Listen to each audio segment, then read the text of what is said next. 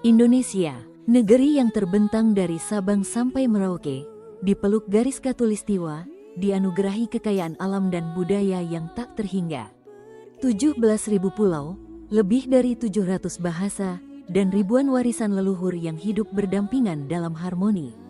Dari puncak-puncak gunung bersalju abadi di Papua, hingga hamparan sawah subur di Pulau Jawa.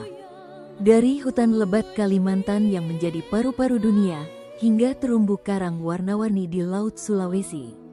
Setiap jengkal tanah Indonesia adalah kisah tentang kehidupan, keberagaman, dan keajaiban alam yang nyaris tak tertandingi. Di Bali, tradisi dan spiritualitas berjalan beriringan dengan modernitas.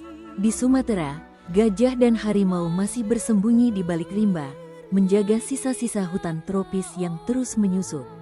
Di Nusa Tenggara, kehidupan keras ditaklukkan dengan senyum tulus dan semangat yang tak pernah padam. Namun, jauh di ujung timur Indonesia, tersembunyi sebuah surga yang masih alami, masih murni. Namanya, Raja Ampat. 4 raja yang menjaga lebih dari 1.500 pulau kecil, laguna biru, dan kehidupan bawah laut yang menjadi rumah bagi lebih dari 75% spesies karang dunia. Tempat di mana laut dan langit seolah menyatu, dan waktu berjalan lebih lambat, seakan mempersilakan kita menikmati setiap keindahannya. Namun, surga ini sedang terancam. Di balik kejernihan airnya, kini muncul bayang-bayang kelam, penambangan nikel. Hutan dibabat, bukit-bukit dikupas, tanah mengalir ke laut, meracuni ekosistem yang rapuh.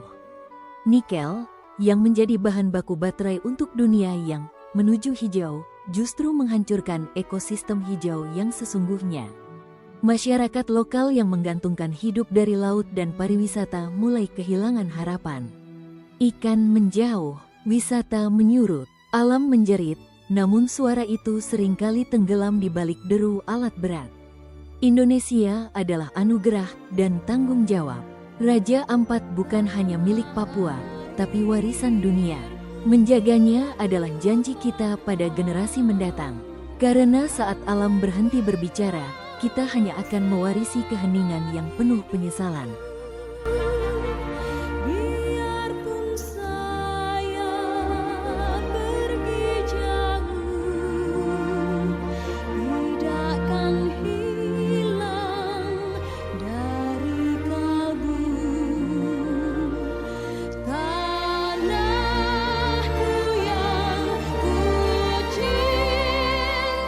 Media sosial sepanjang pekan ini diramaikan dengan tagar Save atau Selamatkan Raja Ampat.